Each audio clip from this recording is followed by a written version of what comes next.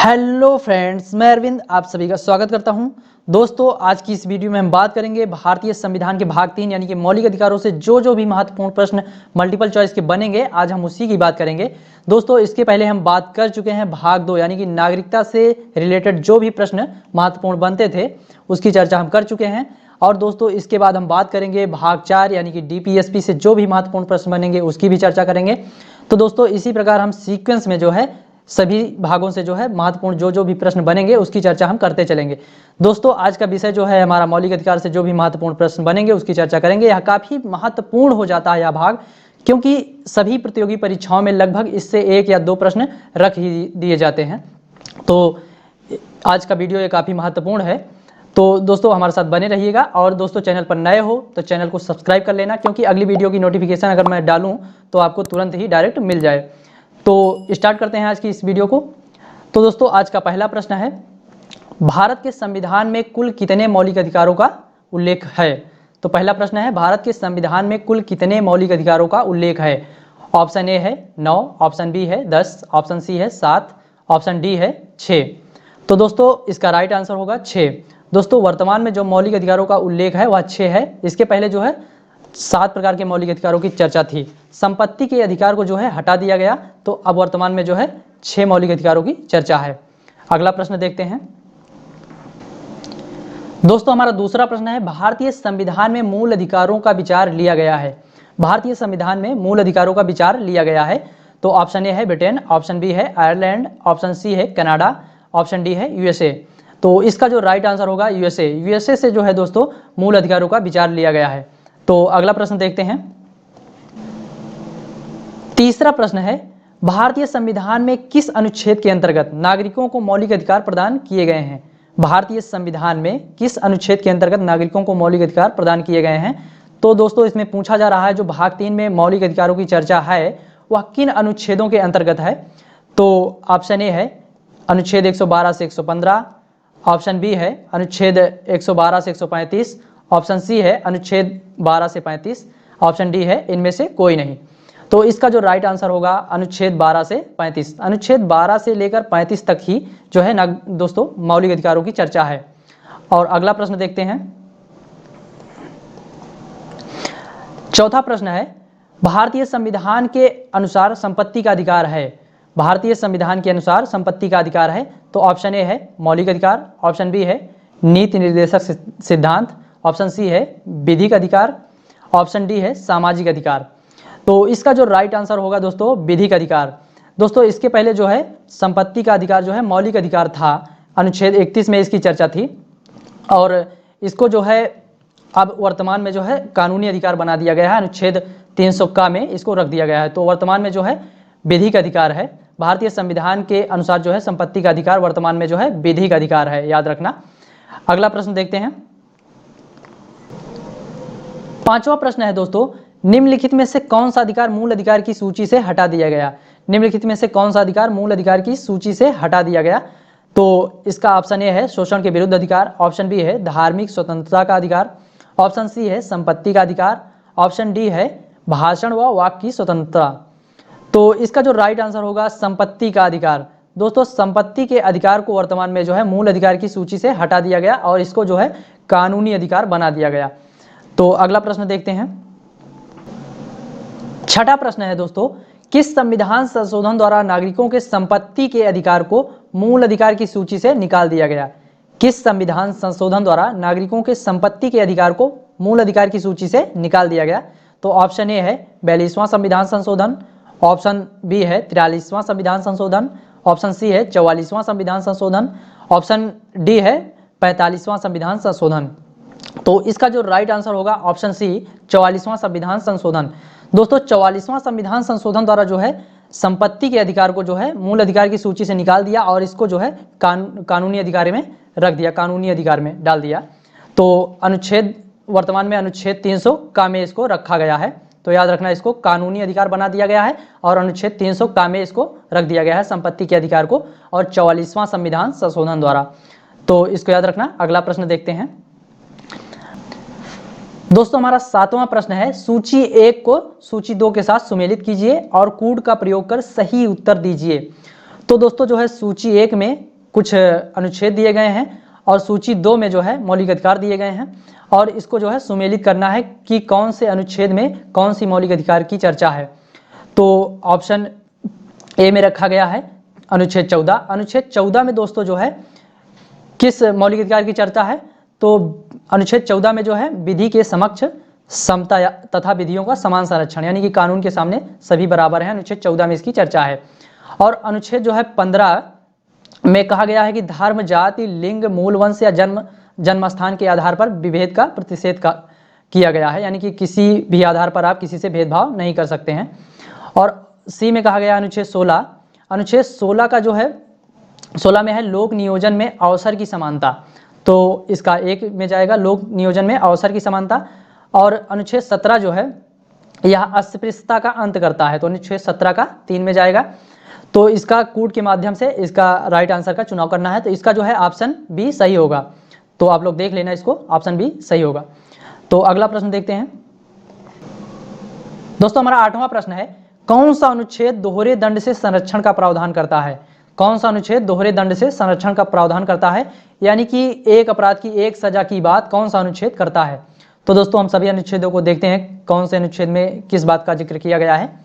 तो अनुच्छेद 19 में जो है दोस्तों 6 प्रकार की स्वतंत्रता का जिक्र किया गया है। और अनुच्छेद 20 कहता है अपराधों के लिए दोष सिद्धि के संबंध में संरक्षण, और इसी में कहा गया है कि एक अपराध की एक सजा। और ऑप्शन सी है अनुच्छेद 21। अनुच्छेद 21 में जो है प्राण एवं दैहिक स्वतंत्रता का संरक्षण, इसकी बात की गई है। और डी है अनुच्छेद 22। अनुच्छेद 22 में जो है गिरफ्तारी और निरोध के संबंध में संरक्षण की बात की गई है।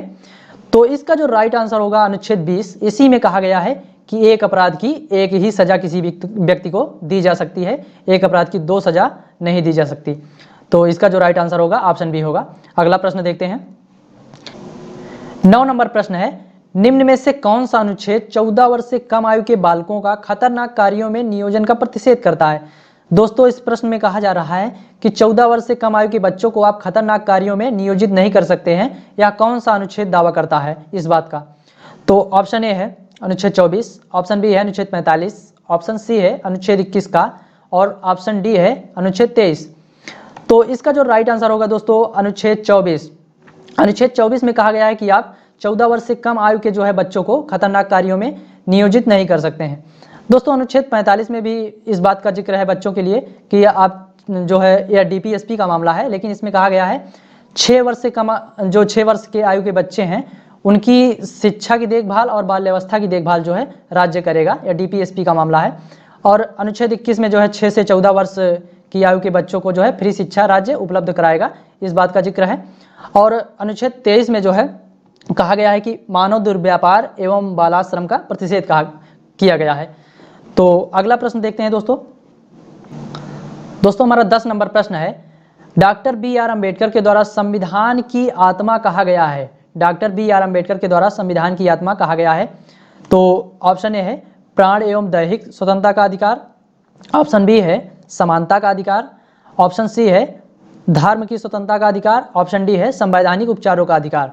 तो दोस्तों इसका जो राइट आंसर होगा संवैधानिक उपचारों का अधिकार, यानी कि अनुच्छेद 32 को जो है संविधान की आत्मा डॉक्टर बी.आर. अम्बेडकर के द्वारा कहा गया है। दोस्तों ऑप्शन में कभी कभी जो है प्रस्तावना दे देता है, तो प्रस्तावना को संविधान की आत्मा कहा गया है लेकिन डॉक्टर बी.आर. अम्बेडकर के द्वारा नहीं कहा गया है, तो इसको याद रखना। अगर स्पेशली पूछे कि डॉक्टर बी.आर. अम्बेडकर के द्वारा संविधान की आत्मा किसे कहा गया है, तो उसका जो राइट आंसर होगा संवैधानिक उपचारों का अधिकार। अगर अनुच्छेद पूछता है तो अनुच्छेद 32।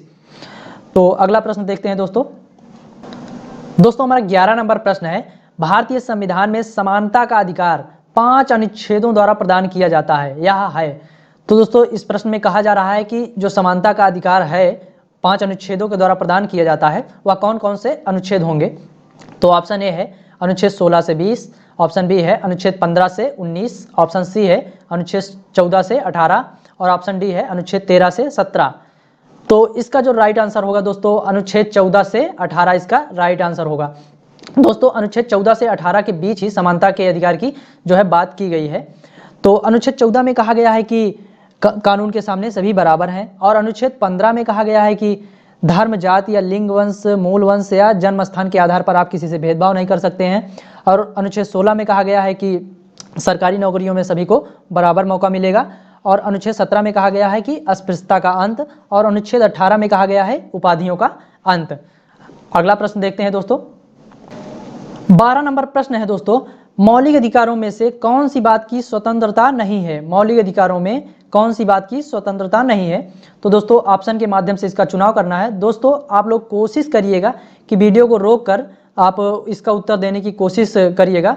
इसके माध्यम से आपका जो है टेस्ट भी कंप्लीट हो जाएगा। तो इसका उत्तर जानते हैं। ऑप्शन ए है विचार व्यक्त करने की स्वतंत्रता, ऑप्शन बी है हड़ताल करने की स्वतंत्रता, ऑप्शन सी है शांतिपूर्ण प्रदर्शन करने की स्वतंत्रता, ऑप्शन डी है धरना देने की स्वतंत्रता। तो इसका जो राइट आंसर होगा दोस्तों ऑप्शन बी, यानी कि हड़ताल करने की स्वतंत्रता। मौलिक अधिकारों में जो है हड़ताल करने की स्वतंत्रता, इस बात का कहीं भी जिक्र नहीं किया गया है। तो इसका राइट आंसर होगा बी। तो अगला प्रश्न देखते हैं दोस्तों। 13 नंबर प्रश्न है, निम्नलिखित में से किसे सर्वोच्च न्यायालय ने मौलिक अधिकार के रूप में मान्यता दी है? निम्नलिखित में से किसे सर्वोच्च न्यायालय ने मौलिक अधिकार के रूप में मान्यता दी है? दोस्तों इसका उत्तर का जो चुनाव है कूट के माध्यम से करना है। तो ए है आवास का अधिकार, हाँ दोस्तों बिल्कुल राइट है। और बी है विदेश यात्रा का अधिकार, ये भी सही है। और सी है समान कार्य के लिए समान वेतन का अधिकार, दोस्तों ये भी सही है। ये हालांकि जो है डीपीएसपी का विषय है, समान कार्य के लिए समान वेतन, लेकिन दोस्तों सर्वोच्च न्यायालय ने जो है इसे मौलिक अधिकार के रूप में मान्यता दी है। तो इसका तीनों ऑप्शन सही होगा, कूट के माध्यम से इसका आंसर देना है। तो इसका चौथा नंबर सही होगा, ए और बी और सी, इसका तीनों सही होगा। तो अगला प्रश्न देखते हैं दोस्तों। 14 नंबर प्रश्न है दोस्तों, भारत में अल्पसंख्यकों के विषय में निम्नलिखित कथनों पर विचार कीजिए। भारत में अल्पसंख्यकों के विषय में निम्नलिखित कथनों पर विचार कीजिए। और दोस्तों इसका जो है उत्तर कूट के माध्यम से देना है। तो ए में कहा गया है, एक में भारत सरकार ने 5 समुदायों जैसे मुसलमान, सिख, ईसाई, बौद्ध, पारसियों को अल्पसंख्यक के रूप में जो है अनुसूचित किया है, यह भी बिल्कुल राइट आंसर है ए। और 2 में कहा गया है कि राष्ट्रीय अल्पसंख्यक आयोग को वर्ष 1993 में संवैधानिक दर्जा दिया गया है, यह भी राइट है। और तीसरा कहा गया है भारत में सबसे छोटा समुदाय पारसी है, ये बिल्कुल गलत है। अल्पसंख्यकों की जो है सूची में पारसी को रखा गया है, लेकिन सबसे छोटा समुदाय जो है पारसी नहीं है। और चौथा कहा गया है कि भारत का संविधान धार्मिक और भाषाई अल्पसंख्यकों को जो है मान्यता और संरक्षण देता है, ये भी राइट है। दोस्तों पहला, दूसरा और चौथा जो है सही है। तो कूट के माध्यम से इसका आंसर देना है, तो ऑप्शन डी इसका राइट आंसर हो जाएगा। अगला प्रश्न देखते हैं दोस्तों। 15 नंबर प्रश्न है, भारतीय संसद द्वारा बंधुआ मजदूरों को प्रतिबंधित करने वाला अधिनियम पारित किया गया था। भारतीय संसद द्वारा बंधुआ मजदूरों को प्रतिबंधित करने वाला अधिनियम पारित किया गया था, इसका आप लोगों को सन बताना है। तो ऑप्शन ए है 1974 में, ऑप्शन बी है 1976 में, ऑप्शन सी है 1979 में और ऑप्शन डी है 1980 में। तो इसका जो राइट आंसर होगा 1976 में इसका राइट आंसर होगा। अगला प्रश्न देखते हैं दोस्तों। 16 नंबर प्रश्न है, निम्नलिखित में से किस एक को नागरिकों के मौलिक अधिकार का रक्षक तथा भारत के संविधान का अभिभावक माना जाता है? दोस्तों मैं प्रश्न को दोबारा पढ़ता हूं। निम्नलिखित में से किस एक को नागरिकों के मौलिक अधिकार का रक्षक तथा भारत के संविधान का अभिभावक माना जाता है?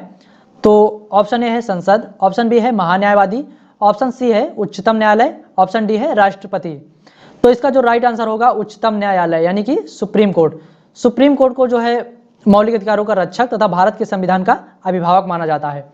अगला प्रश्न देखते हैं दोस्तों।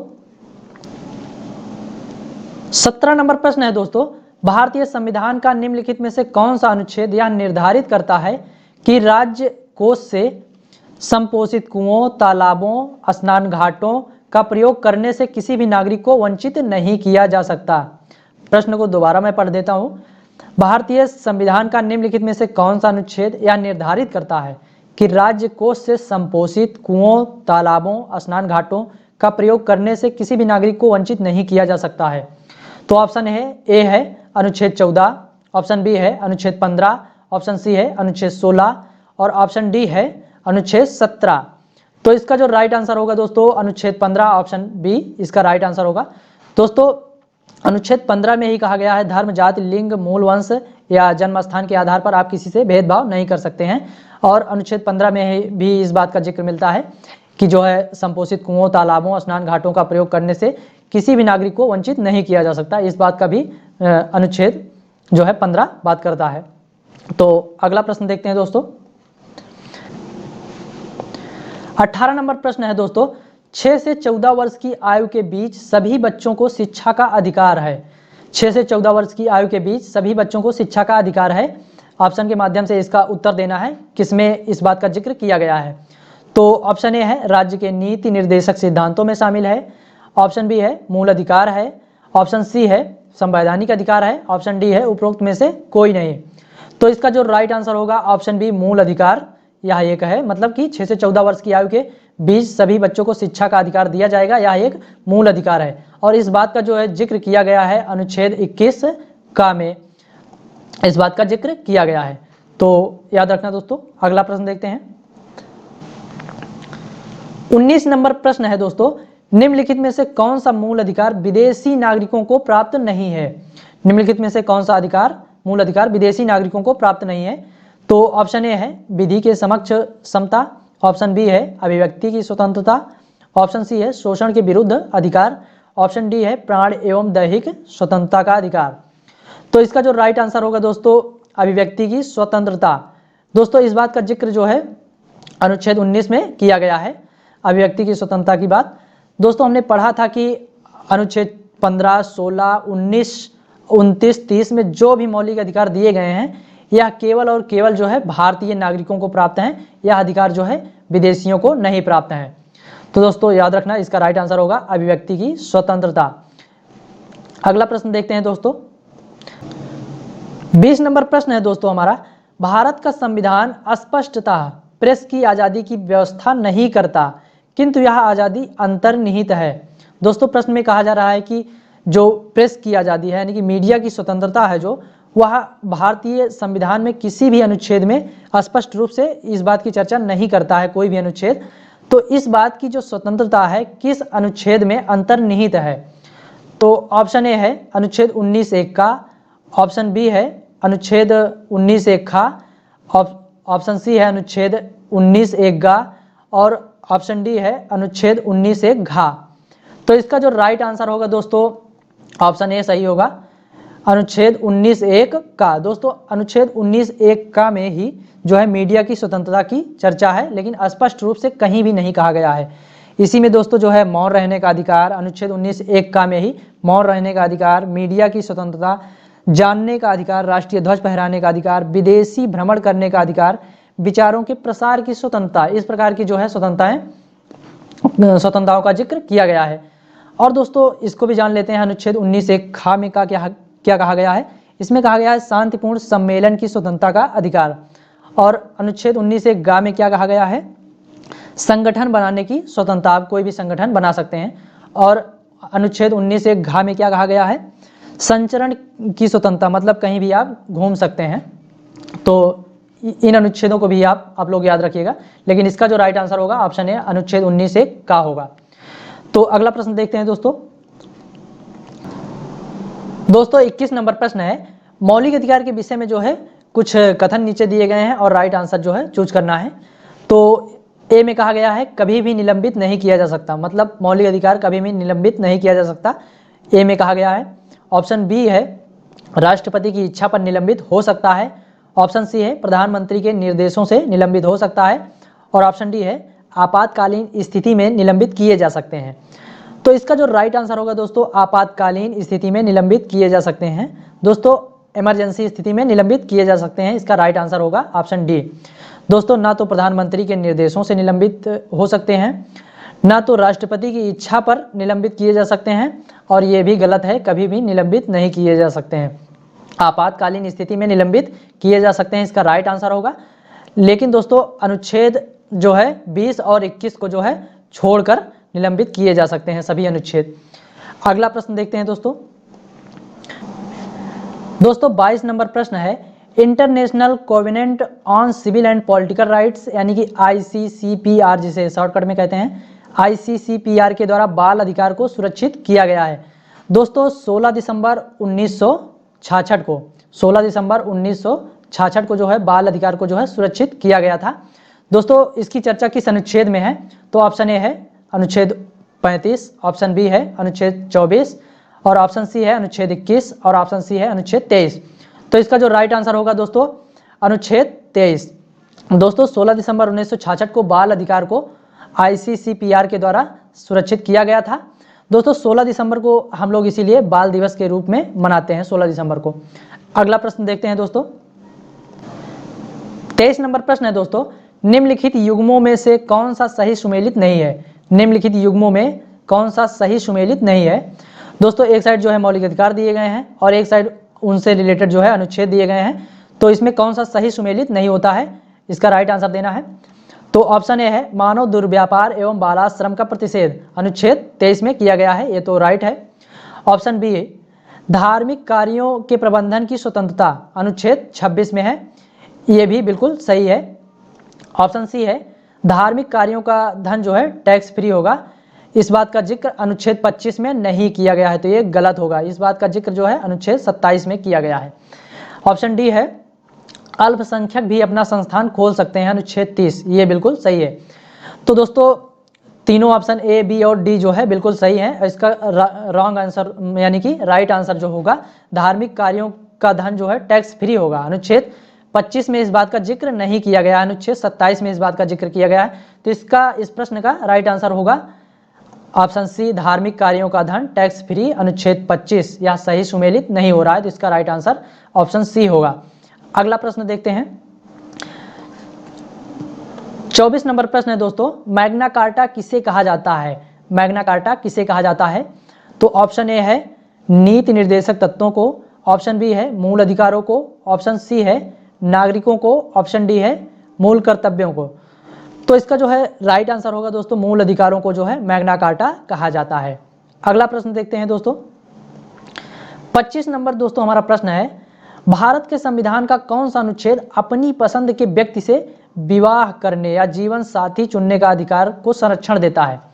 मतलब यह कौन सा अनुच्छेद कहता है कि आप अपने व्यक्ति की पसंद से जो है विवाह कर सकते हैं? तो ऑप्शन ए है अनुच्छेद 19 व अनुच्छेद 21, ऑप्शन बी है अनुच्छेद 20, ऑप्शन सी है अनुच्छेद 44, ऑप्शन डी है अनुच्छेद 14 व 15। तो दोस्तों इसका जो राइट आंसर होगा ऑप्शन ए अनुच्छेद 19 व 21। दोस्तों अनुच्छेद 19 व 21 इस बात का संरक्षण देता है व्यक्ति को कि वह अपनी पसंद की व्यक्ति से जो है शादी कर सकता है। अगला प्रश्न देखते हैं दोस्तों। हमारा 26 नंबर प्रश्न है, मूल अधिकारों के विषय में कौन सा कथन सत्य है? मतलब मूल अधिकारों के विषय में कौन सा कथन सत्य है, चूज करना है। तो ऑप्शन ए है मूल अधिकार न्यायालय द्वारा प्रवर्तनीय है, बिल्कुल सही आंसर है। मतलब कि मूल अधिकार न्यायालय द्वारा लागू कराए जा सकते हैं। ऑप्शन बी है इनमें राजनीतिक लोकतंत्र का आदर्श निहित है, मतलब मूल अधिकारों में जो है राजनीतिक लोकतंत्र का आदर्श निहित होता है, ये भी सही है। ऑप्शन सी है मूल अधिकार वाद योग्य हैं, तो ये भी राइट आंसर है कि मतलब मूल अधिकारों को जो है न्यायालय में आप चैलेंज कर सकते हैं अगर कोई आपके मूल अधिकारों का मौलिक अधिकारों का उल्लंघन करता है, हनन करता है। तो इसका जो राइट आंसर होगा दोस्तों ऑप्शन नंबर डी, उपरोक्त तो सभी यानी कि ए, बी, सी ये सभी राइट आंसर होंगे। तो इसका डी आंसर जो है राइट होगा। अगला प्रश्न देखते हैं दोस्तों। हमारा 27 नंबर प्रश्न है, भारतीय संविधान में संशोधन करके शिक्षा का अधिकार जोड़ा गया। भारतीय संविधान में संशोधन करके शिक्षा का अधिकार जोड़ा गया। तो ऑप्शन ए है 1 अप्रैल 2001, ऑप्शन बी है 2 दिसंबर 2002, ऑप्शन सी है 2 दिसंबर 2003, ऑप्शन डी है 1 अक्टूबर 2004। तो इसका जो राइट आंसर होगा दोस्तों ऑप्शन बी यानी कि 2 दिसंबर 2002। यानी कि दोस्तों 2 दिसंबर 2002 को जो है 86वां संविधान संशोधन करके, 86वां संविधान याद रखना है इसको, 86वां संविधान संशोधन करके जो है भारतीय संविधान में अनुच्छेद 21 का जोड़ा गया, जिसके अंतर्गत जो है शिक्षा का अधिकार था। शिक्षा के अधिकार 6 से 14 वर्ष की आयु के बच्चों को जो है फ्री शिक्षा का अधिकार राज्य अवेलेबल कराएगी। तो अगला प्रश्न देखते हैं दोस्तों। 27 नंबर हो गया। 28 नंबर प्रश्न है दोस्तों हमारा, भारतीय संविधान का अनुच्छेद 21 का संबंधित है। भारतीय संविधान का अनुच्छेद 21 का संबंधित है। अभी हमने पिछले प्रश्न में इसकी चर्चा की दोस्तों। तो ऑप्शन ए है निःशुल्क विधि सहायता, ऑप्शन बी है आवास प्रदान करना, ऑप्शन सी है प्राथमिक शिक्षा का अधिकार, ऑप्शन डी है लोक सहायता। तो इसका जो राइट आंसर होगा दोस्तों ऑप्शन सी प्राथमिक शिक्षा का अधिकार। भारतीय संविधान का अनुच्छेद 21 का जो है प्राथमिक शिक्षा के अधिकार से संबंधित है। अगला प्रश्न देखते हैं दोस्तों। 29 नंबर दोस्तों हमारा प्रश्न है, जोखिम भरे उद्योगों में बाल श्रम का उपयोग निषिद्ध किया गया है। जोखिम भरे उद्योगों में बाल श्रम का प्रतिषेध किया गया है, मतलब बाल श्रम का उपयोग निषिद्ध किया गया है।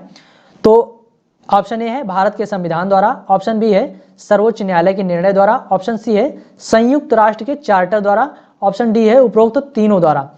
तो इसका जो राइट आंसर होगा दोस्तों ऑप्शन डी उपरोक्त तीनों द्वारा। बाल श्रम का जो है उपयोग निषिद्ध किया गया है, यानी कि बाल श्रम का तीनों में खंडन किया गया है। भारत के संविधान द्वारा भी किया गया है, सर्वोच्च न्यायालय के निर्णय द्वारा भी किया गया है और चार्टर एक्ट के द्वारा भी किया गया है। तो इसका जो राइट आंसर होगा ऑप्शन डी उपरोक्त तीनों द्वारा। तो अगला प्रश्न देखते हैं दोस्तों। 30 नंबर प्रश्न है, संविधान के किस अनुच्छेद के अंतर्गत सिखों द्वारा कृपाण धारण करना, कृपाण यानी कि तलवार धारण करना, धार्मिक स्वतंत्रता का अंग माना गया है। तो ऑप्शन ए है अनुच्छेद 25, ऑप्शन बी है अनुच्छेद 32, ऑप्शन सी है अनुच्छेद 19 और ऑप्शन डी है अनुच्छेद 40। तो इसका जो राइट आंसर होगा अनुच्छेद 25। अनुच्छेद 25 में कहा गया है दोस्तों कि आप किसी भी धर्म को मान सकते हैं और उसका प्रचार प्रसार भी कर सकते हैं। और अनुच्छेद 25 में ही कहा गया है कि सिख धर्म में कृपाण अपराध का, कृपाण यानी कि तलवार अपराध का हथियार नहीं बल्कि धार्मिक विश्वास का हिस्सा है। तो सिखों द्वारा कृपाण धारण करना धार्मिक स्वतंत्रता का अंग माना गया है अनुच्छेद 25 के तहत। अगला प्रश्न देखते हैं दोस्तों। 31 नंबर दोस्तों हमारा प्रश्न है, निम्नलिखित में से कौन सा एक अधिकार अनुच्छेद 19(1)(d) को अनुच्छेद 21 के साथ मिलाकर पढ़ने से प्राप्त होता है। निम्नलिखित में से कौन सा एक अधिकार अनुच्छेद 19(1)(d) को अनुच्छेद 21 के साथ मिलाकर पढ़ने से प्राप्त होता है। तो ऑप्शन ए है विदेशी यात्रा का अधिकार, और ऑप्शन बी है शरण पाने का अधिकार, और ऑप्शन सी है एकांतता का अधिकार यानी कि राइट टू प्राइवेसी, और ऑप्शन डी है सूचना प्राप्त करने का अधिकार। तो इसका जो राइट आंसर होगा दोस्तों ऑप्शन सी एकांतता का अधिकार, राइट टू प्राइवेसी इसका राइट आंसर होगा। दोस्तों आप अपने मोबाइल में पासवर्ड लगा सकते हैं, यह भी एक राइट टू प्राइवेसी है। और एक होता है नार्को टेस्ट होता है, पॉलीग्राफ टेस्ट होता है, आपकी बिना परमिशन के यह आपसे कोई भी नहीं करा सकता है। मतलब कि यह एक सच बुलवाने का तरीका होता है, लेकिन आपके परमिशन से ना तो नार्को टेस्ट किया जा सकता है, ना तो पॉलीग्राफ टेस्ट किया जा सकता है। तो यह भी एक राइट टू प्राइवेसी है। तो दोस्तों वीडियो कैसी लगी कमेंट बॉक्स में जरूर बताना, और वीडियो अच्छी लगी हो तो दोस्तों के पास भी शेयर करना। और इसी तरह की वीडियो पाने के लिए हमारे चैनल को सब्सक्राइब करके जाना अगर नए हो चैनल पर। तो दोस्तों मिलते हैं एक और नई वीडियो के साथ।